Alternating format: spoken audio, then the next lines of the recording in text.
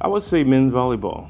Partnering with the USA Volleyball and the First Point Volleyball Foundation to launch men's volleyball is important because I think in the 21st century, historically black colleges need to connect with the billion people of African descent around the world, in Latin America, in the Caribbean, in Sub-Saharan Africa. And I think leveraging sports like volleyball, that's the third most popular sport in the world, is something that we need to pursue to continue to deepen those connections.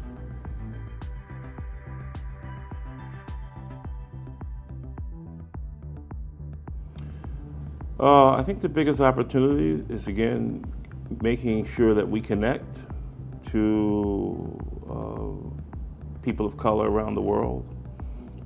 We are in the United States, and there's some value to that proposition that offers.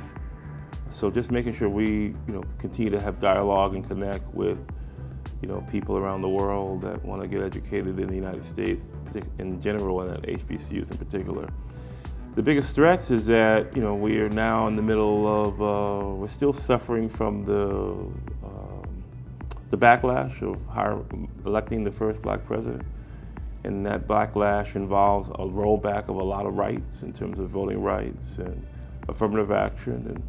And I think in the context of that political environment, black colleges are going to be in the crosshairs of those forces. So we got to be vigilant to protect the schools, invest in these schools, and make sure that we can protect them in the context of the current environment that we live in.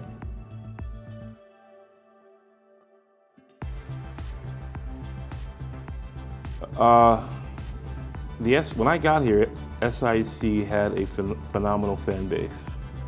The relationship that our schools have with their alumni and the communities where these schools are located, the communities they serve, is a very special relationship. So I think one of the most important things that we did was putting all of our schools on similar digital platforms. That was a byproduct of a vote by the President's Council.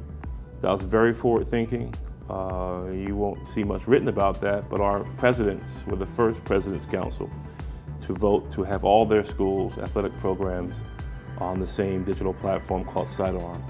And that allowed us to create a digital ecosystem that created the value proposition for our corporate partners. It allowed our corporate partners to have engagement with our fans and alumni.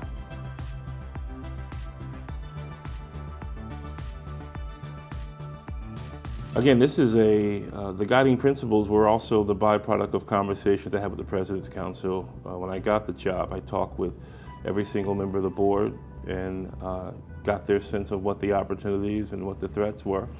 And I realized that we had to recalibrate our mission and purpose. And that mission and purpose had to involve advancing the overarching interests of all the schools.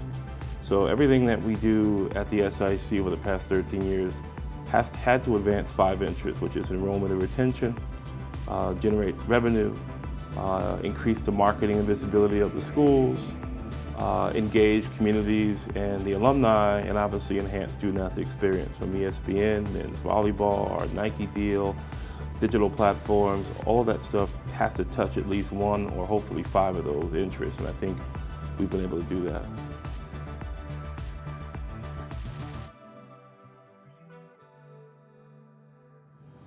I'm most proud of the fact that I'll be leaving the SIC with my integrity intact.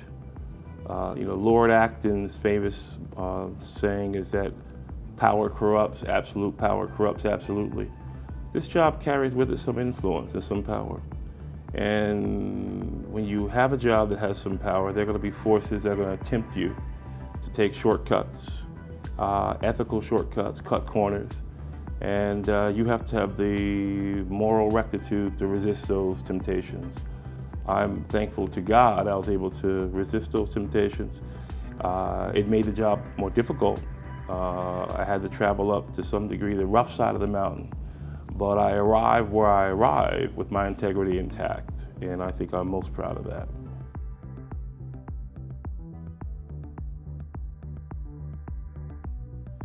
I would tell the commissioner that you cannot do this job if the schools, the student athletes, and the presidents are number 1, 2, 3, 4, 5th most important thing.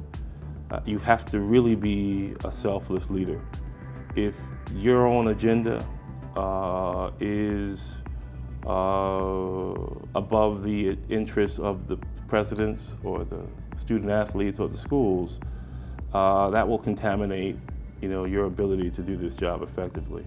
The other thing I would say is that you have to make prayer a daily part of your routine in this job. This is a difficult job. There's a host of different forces that you have to contend with, some known, some unknown. And in order for you to focus on what you have to do, you have to hand some of that stuff over to God and trust that as long as I'm doing the right thing, I'm doing the job with integrity, and I'm serving interests that's larger than my own self-interest, I think you'll be in good shape.